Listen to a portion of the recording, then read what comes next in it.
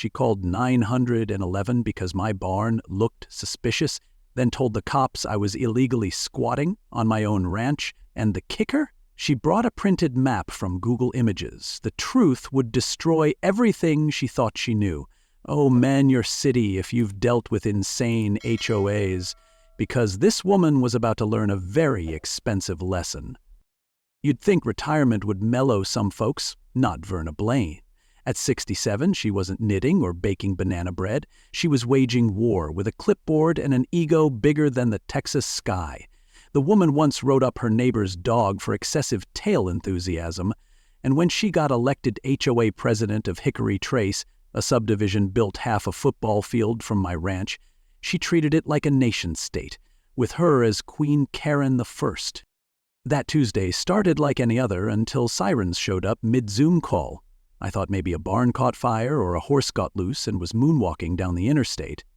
Nope. The cops walked in like they were responding to a hostage situation, and there stood Verna, waving her arms like a flight attendant in a thunderstorm. That man is trespassing. He refuses to vacate HOA land and may be armed with agricultural-grade tools. The officer, young guy, bless him, barely hid the eye twitch. Sir, do you own this building? I pulled up my deed on cloud storage so fast I think my phone got whiplash. Meanwhile, Verna kept hissing behind him like a broken espresso machine. He's lying. I'm the HOA president. Everything within 100 feet belongs to the community. I had to laugh. Ma'am, that's not how physics or property law work. The officer confirmed my paperwork, then turned to her. Ma'am, do you have any legal documents to support your claim? And without missing a beat, she shrieked, I don't need paperwork. I have authority. Her voice echoed so loud my client in Dallas asked if I'd been arrested. I told him not yet, but it's early. The officer gave Verna a warning about misusing 911 and told her to leave. She flounced off, muttering something about, this isn't over like a discount movie villain. But what she didn't know, and what made this hilarious, was that I didn't just own the office she tried to seize. I owned the land under her HOA welcome sign. So yeah, buckle up, hit that like button if you've ever dealt with someone who mistook a clipboard for the Constitution, and subscribe because Verna's next move makes this look like a lemonade stand dispute. She showed up in kitten heels and offered to buy my land for the price of a used riding mower. Said she had a vision for community wellness.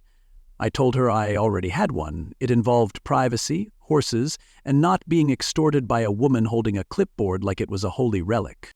Verna strutted up with that HOA smirk that says, I've never been told no and I don't plan to start today. Behind her was Rita, the HOA secretary and unofficial emotional hostage. Verna got right to the point. She wanted my back parcel, the undeveloped 2,000 square meter slice, for a future Sunset Harmony pavilion. I asked what she was offering. $50,000, she said, with the kind of confidence usually reserved for people who don't know how real estate works. I almost asked if that included the taxes or just the audacity. I politely declined. That land had future plans. Irrigation, shade trees, maybe a small orchard or a solar barn. She offered a fake smile with razor edges and said, You should reconsider, Mr. Reed. I have the authority to make your operation difficult. That's HOA for do what I want or I'll bury you in fine print. I just grinned and said, Authority doesn't work well on soil I own. The funny part? Verna didn't storm off. She slinked away like a cartoon villain who just tripped over her own plot. But as she drove off in her HOA-issued luxury SUV, she wasn't looking at the road. She was staring at that land like it owed her child support and visitation rights. The kind of stare that says, if I can't have it, I'll haunt it. You can't put a price on dignity, but some folks will still try. With a cashier's check and a threat dressed in business casual, she left without the land, but not without a grudge. And trust me, when a woman like Verna Blaine doesn't get her way, she doesn't stew, she schemes. And the next thing she cooked up made me question if HOA stood for horrifically outlandish accusations. Want to guess what showed up in my mailbox the next week? Here's a hint. It involved horse noises, a decibel meter, and the phrase neighborhood disturbance. It started with a letter so ridiculous I thought it was a prank. Apparently, my horse Midnight had committed a noise violation by neighing in excess of 65 decibels. I checked the fine print, and sure enough, $200, 0 cents for equine vocal misconduct. Week 2 brought another gem, barn color deviation. Apparently, my classic red didn't match the community harmony palette. $300, 0 cents fine. By week 3, I was fined $500, 0 cents for livestock atmospheric toxicity. Translation, my horse's poop. Who knew rural air had an HOA ceiling? Every envelope came with the same cold formatting. The HOA letterhead so smug it may as well have been embossed with Verna's scowl. Jake, my ranch hand, taped them to the wall like trophies. "Boss, if we hit 10 fines, do we get a free coffee or just a restraining order?" We laughed, but I knew what this was. A paper war. Death by documentation. She couldn't buy the land, so she decided to fine me into submission. Like a budget Voldemort, armed with stationery and pettiness, I responded the only way I knew how, facts. I sent copies of my deed, zoning classification, and boundary survey to the HOA board, certified mail. No reply. Instead, I got hit with a new violation. Unauthorized agricultural vibrations. That's right, tractor noise. Apparently I was endangering meditative rhythms of neighboring residents. $400, 0 cents. I laughed so hard I nearly fell off the hay bale. Then came the kicker, improper wildlife orientation. That's HOA speak for birds nesting on my property in a way that faced the subdivision improperly. No joke. But then one notice hit differently. Jake opened it, squinted, and said, Boss, why is your name typed under violation acknowledged and agreed?" I hadn't signed a single document, but there it was, my name in shaky script, under a forged signature, confirming I agreed to future structural adjustments directed by the HOA. Suddenly, the joke wasn't funny. Suddenly, this wasn't just absurdity, it was fraud. When rules get made up faster than soup of the day, it's not about order, it's about control. And when someone's willing to fake your name to win, that ain't management. That's war. The forged signature was bad, but what came with it was worse, a blueprint. Stamped approved. For a building that wasn't mine. Smash that subscribe button, because next up, Verna doesn't just rewrite rules, she rewrites reality. Rita showed up at my office at 6 a.m. with bags under her eyes and a moral crisis tucked into her purse. She looked like she'd been up all night doing battle with her conscience, and maybe bourbon. This was the same woman who once color-coded a bake sale budget. Now she was shaking like a loose gate hinge, clutching a flash drive like it contained nuclear codes. "Clayton," she whispered, "I can't sleep, I can't eat. Verna made me do something unforgivable." Brewed her coffee strong enough to summon the truth, and she spilled it. 3 nights ago, Verna had called an emergency HOA vote in her living room, with only 2 other board members present. Quorum non-existent. Rita protested. Verna hissed. Then came the threat, "Sign the minutes, or I'll make sure your husband's gambling problem becomes the neighborhood newsletter." That line alone earned a place in the HOA Hall of Shame. But Rita wasn't stupid. She hit record on her phone and kept her soul intact, even while writing fake signatures with tears in her eyes.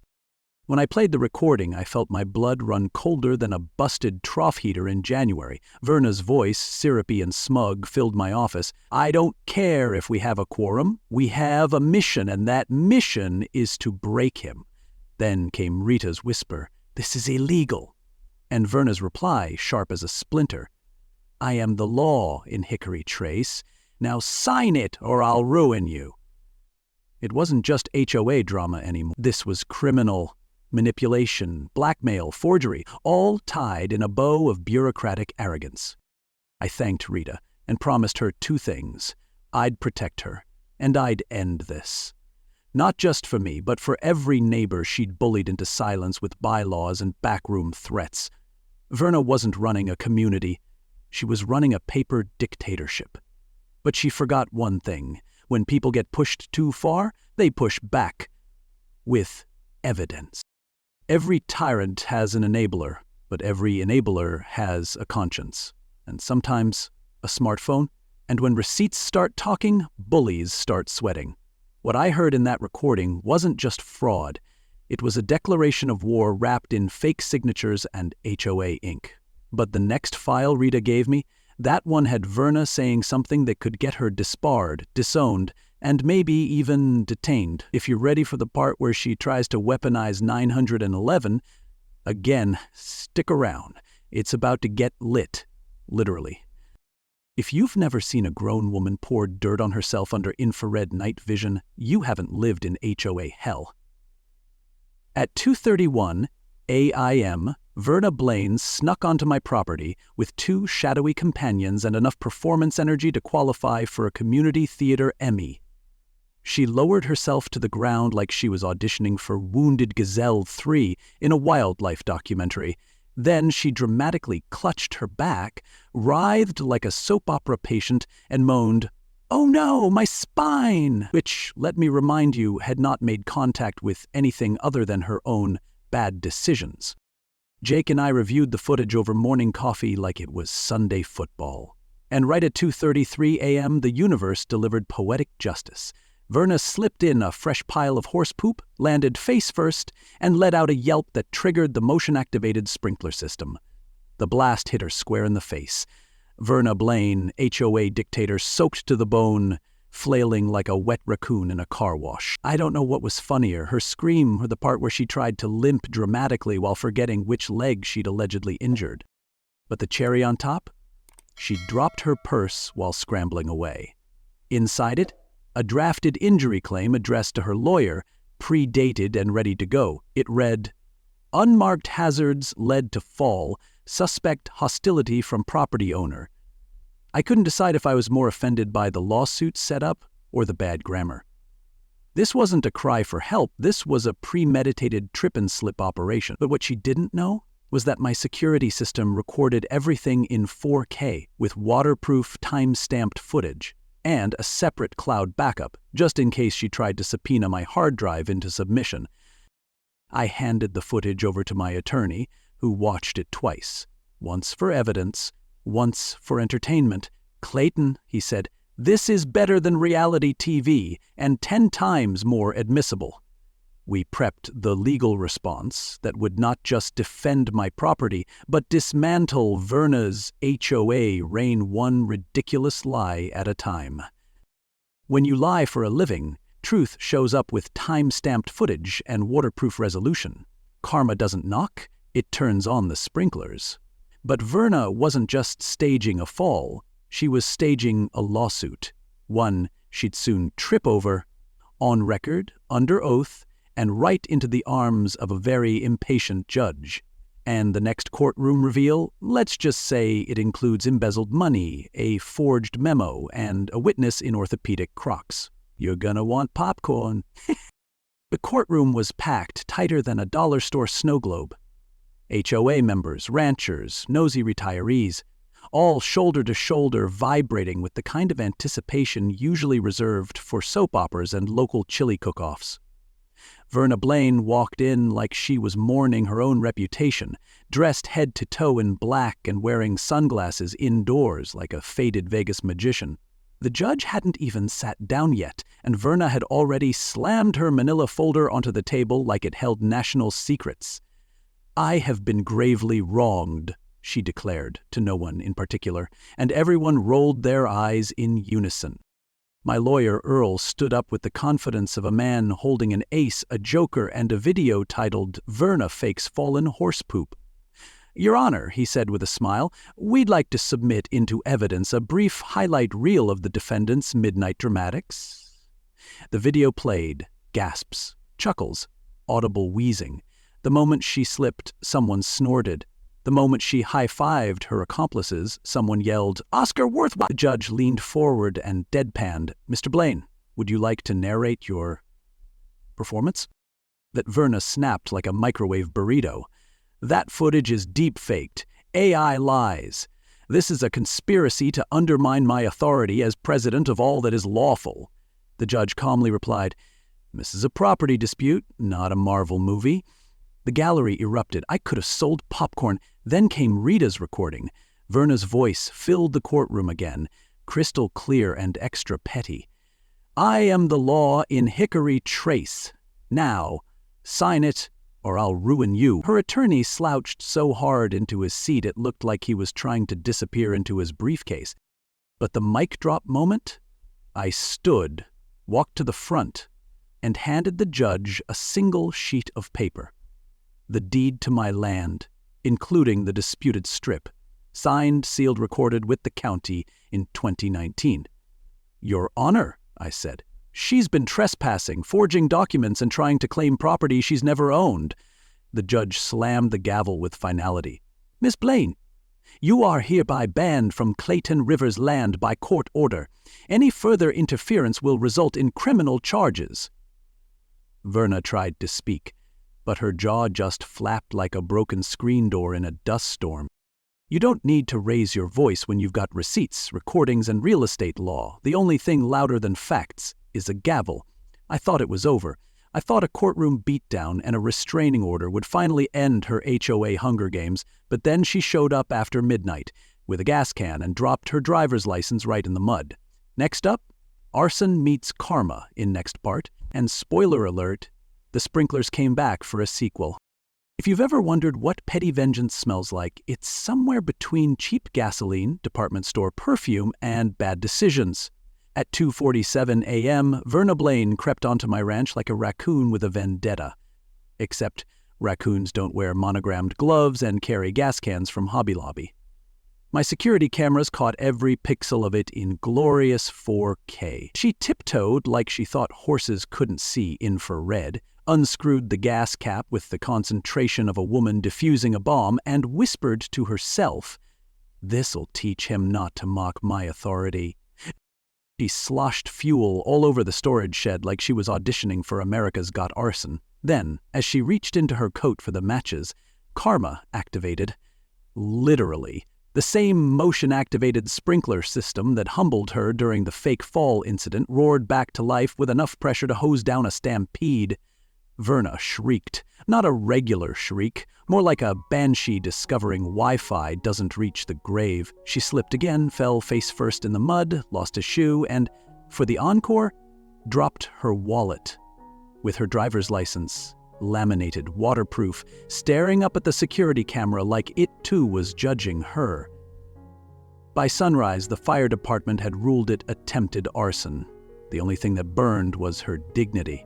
Chief Monroe watched the footage twice, once for evidence, once for pure comedy.